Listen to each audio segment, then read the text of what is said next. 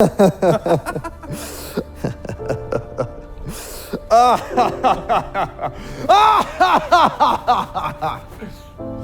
from King of Fighters. Where are you? Are you right in front of me, Jay? Jay? Nick Robinson here for Polygon, and today I want to talk to you about something that's actually not a video game at all. It's got like small sprinkles of video game stuff in it a little bit, but really that is not what this is about. I kind of just wanted an excuse to talk about my favorite TV show right now, a show that's airing on Viceland called Nirvana, the band, the show. Where's the projectionist? They can go in there. Okay, I'm just gonna go talk for 1 second. Oh, hi. Are you the projectionist here? Yes. You know what? I'm switching the thing that we're screening tonight. The filmmaker, I'm the filmmaker, Okay. and now we're gonna screen this instead.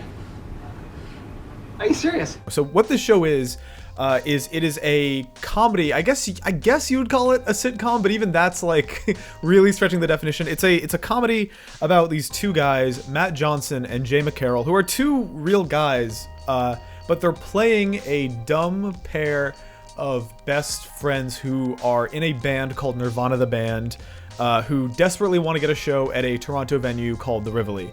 And all of that stuff is completely beside the point of the show. All of that stuff is just kind of the framework that they play in. And what's exciting about the show is that it is doing something formally that I've like never seen in any comedy or really any TV show at all. So what's so exciting about this show to me structurally is that Matt and Jay, the stars of the show and the creators of the show, are kind of by and large the only two actors in the show. And so what that means is that while they're playing these really dumb, silly, exaggerated versions of themselves, they're going out into the real world, into Toronto where the show takes place and where it's shot, and every other character in the show for the most part is a real, actual human who is not acting. And the way they accomplish this is by kind of having Matt and Jay go into these situations, filming them from really far away, and then if they encounter actual normal human beings in these scenes, that just becomes part of the show. So the show, as you might expect, is like really heavily improvised and involves a lot of really authentic reactions from actual human beings, which to me is sometimes the funniest thing on earth. Hi, so we're trying to 3D print a gun. You can't print anything like that. I told you there would be policies some... that you won't be able to print anything. policy, Weapon yeah. considered to be a weapon, even though it's not a weapon, they still won't let you do anything sexual. Oh, right, well, I said, this is not sexual at all. As I said... I'm saying, those are the two parameters. This show has kind of filled a hole for me that was left after the most recent season of Nathan For You ended, because that show is really built around finding like these very real people and seeing how they respond when they're put into these situations where the star of the production is joking and they aren't. The big difference here, I think, with Nathan For You is that more often than not in this show, the camera crew isn't obvious. And so in Nathan For You, there's this like weird tension where the humor comes from the fact that these people are saying yes to Nathan Fielder's extremely dumb ideas because there's a camera crew there, and that's part of the comedy, is that they just feel obligated to say yes to his awful pitches because he's standing right in front of them. This show kind of plays with a similar but separate comedic like format, which is these people do not know they're being filmed at the time that it's shot, and as a result you get these even more authentic reactions from people who are just kind of usually politely trying to deal with these two extremely weird guys standing in front of them, and what it results in like these really amazing situations that you never could write. Like no writer would ever come up with this. Like for example, there's a scene where Jay has been deceiving Matt for the duration of the episode, and he has this moment where he decides to go up to Matt and confess that he was lying about this thing. I'm sorry, I need to tell you something. What? Earlier today, when I told you that I brought the phone back to the Rivoli, I lied. What? Why? I screwed up. I broke the phone.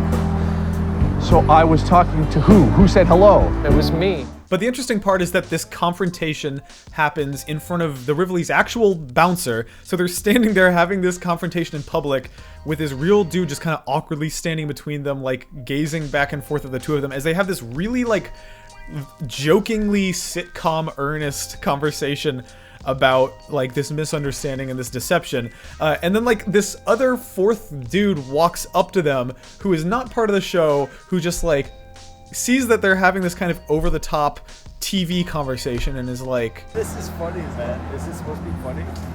I guess I'm just feeling a little bit ashamed.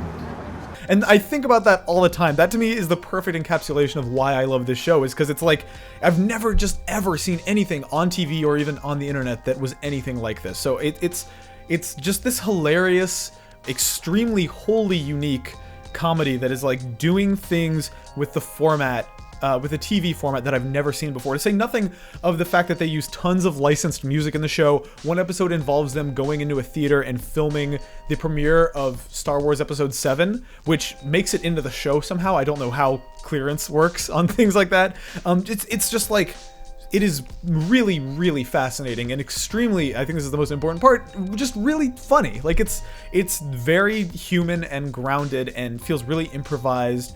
And it's the type of show that you can tell they couldn't make unless Matt and Jay were lifelong friends in real life. And one of the ways that kind of comes to fruition in the show is that they have a ton of little like inside jokes that feel extremely authentic because they're lifelong friends. And so like you see bits and pieces of that in these like very small video game references that sort of pop up from place to place. I think about there's a fight scene in an episode called The Blind Side where the whole fight scene is this very weirdly extended, like unbelievably long, really well choreographed and sound designed fight scene that ends with Matt Johnson doing like this laugh and then saying, That's from King of Fighters.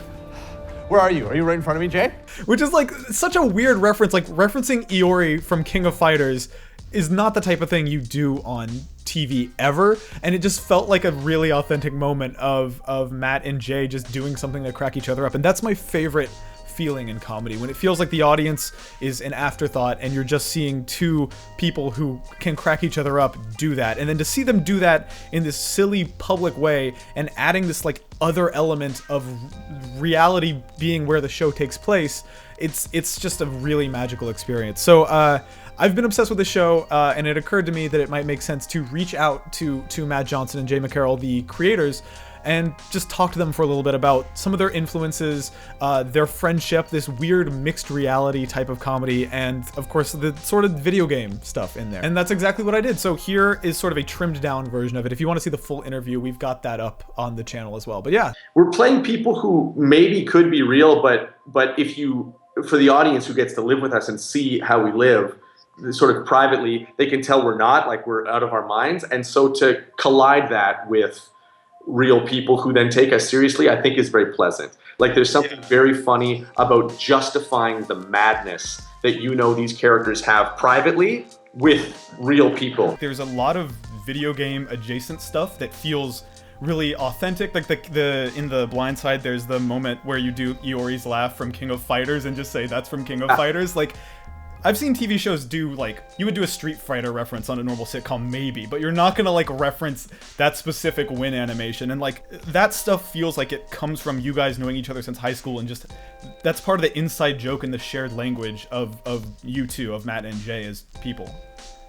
You're dead on. You're on it, man. That's it. Yeah, it's because That's a joy to hear that hits with you and it resonates the way it does. That's what it's for. And know that when we put that stuff in the show, specifically like that Iori laugh, like we don't think anybody's ever going to get that. Like that stuff is stuff that we'll improvise for fun because we're like, oh, it's almost like we're sabotaging our own show in a way, where it's like, let's put in references that literally nobody will ever understand at all. And so the fact that people are getting this stuff that we're putting in this small show is really satisfying. That is awesome to hear. If you want to watch Nirvana the Band the Show, which I really wholeheartedly recommend you do because there is truly nothing else like it, you can watch it on TV on Viceland or on Viceland.com. You can buy the season on iTunes, or you can just watch it on an old-timey cable box if you're not a cord-cutting millennial. It's a really, truly awesome show and something that I find really just inspirational from a production standpoint, from a comedic standpoint. I haven't fallen head over heels in love with a comedy like this in a really long time, and I think you'd enjoy it. So definitely check that out. In the meantime, I'm Nick Robinson, and thank you so much for watching. Am I doing the jump or no? Of course. I'm doing the cave boost like that. Yes! I don't touch pine trees. I don't touch palm trees. I don't touch crabs. I don't dodge the crabs. You know what? I'm gonna let him catch up. Do some course. No, don't. I'm doing 'Cause I some. want to start it I'm doing over. some wrong way. There's always been that fucking kid who's always going in reverse and running out in the middle of the desert in Calamari Desert.